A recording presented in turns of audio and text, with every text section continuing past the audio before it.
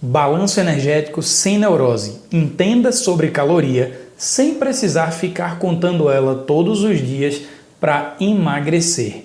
A nossa variação de peso, ela corresponde a uma conta entre o que entra de energia, no caso os alimentos, e o que sai de energia, o nosso gasto calórico. Quando entra muito mais energia do que sai durante um tempo, a gente ganha peso. Quando sai mais energia do que entra durante um tempo, a gente ganha mais peso. Isso é a lei da termodinâmica, é física e não tem como a gente ir de encontro a isso.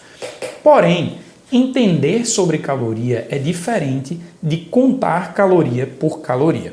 Quando a gente pensa na contagem, a gente acha que está tendo a maior precisão do mundo, mas na prática, essa hiperprecisão na contagem de calorias, ela não é real. Existe uma divergência entre as tabelas de referência, então se você vai comer um determinado alimento e se baseia numa tabela, pode ser que em outra tabela ele já esteja diferente. E na prática, mesmo que você tenha a melhor tabela do mundo como referência, esse próprio alimento, principalmente quando a gente fala de alimentos in natura, ele pode sofrer variações.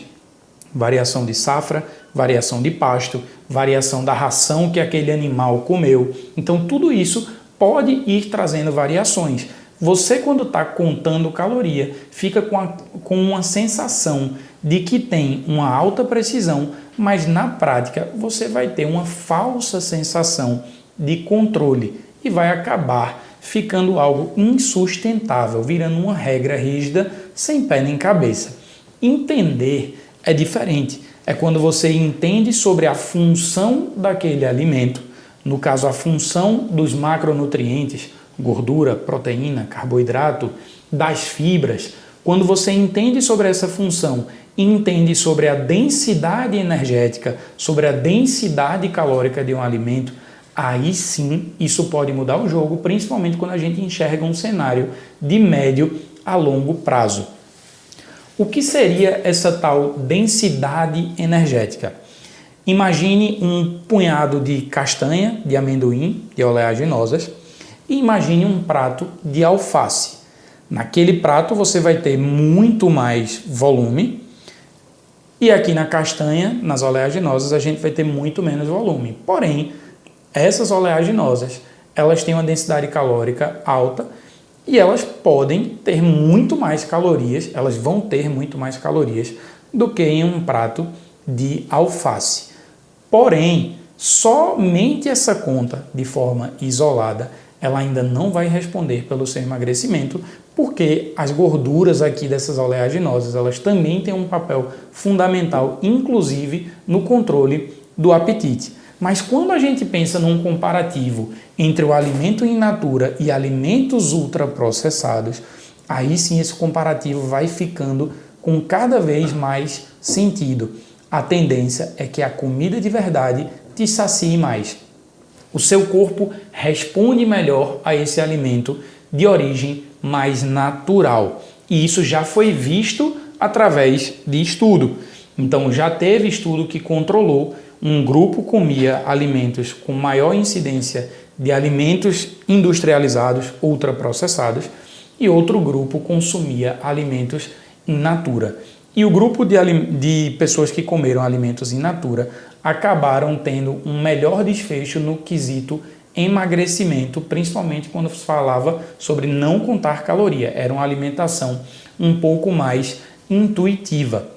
Então, opte por alimentos mais naturais e, por consequência, a tendência é que você tenha mais volume de comida e mais saciedade. Já quanto ao gasto calórico, se a gente for pensar no gasto calórico da maioria das pessoas, e aqui eu não estou me referindo a atletas de elite, que a conta aqui funciona diferente, mas para a maioria das pessoas, se a gente pensar num gráfico tipo pizza, a maior fatia é o que o corpo gasta para se manter no dia a dia. Gasto, por exemplo, para que os seus órgãos funcionem, para que sua mente esteja funcionando, para que o seu coração esteja batendo. Tudo isso tem gasto calórico envolvido. Uma outra parte do gasto calórico vai para o chamado NEAT, que são as atividades físicas não programadas, não são exercícios programados, mas contam como atividade física no dia a dia.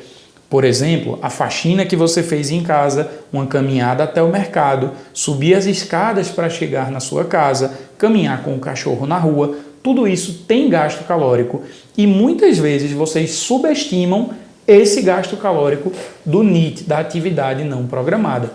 Por consequência, vocês acabam superestimando o gasto do exercício físico, da sua atividade que foi programada, o seu futebol, a sua corrida, a sua musculação. Na maioria das vezes, vocês acham que gastaram mais do que efetivamente gastaram. E aqui fica uma dica: pare de olhar as calorias do seu smartwatch. Na maioria das vezes essa conta está errada e o smartwatch está mentindo para você. Com isso eu não estou dizendo que você não deve fazer exercício, muito pelo contrário. Exercício importa e talvez seja essencial num processo de emagrecimento, principalmente quando a gente pensa aí médio e longo prazo. E o gasto calórico dele também é importante, principalmente quando você consegue avançar no esporte. Quando você começa a virar, por exemplo, um corredor amador. Você saiu de uma caminhada de 5 km e passou a correr meia maratona. Aqui o jogo vai mudando quando o quesito é exercício.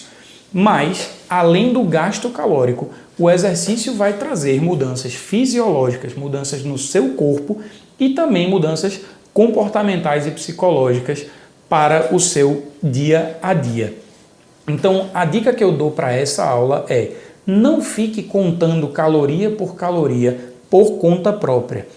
Entenda a conta, entenda os alimentos e isso sim vai fazer uma grande diferença no seu processo de emagrecimento. Na próxima aula, eu vou falar sobre o temido platô.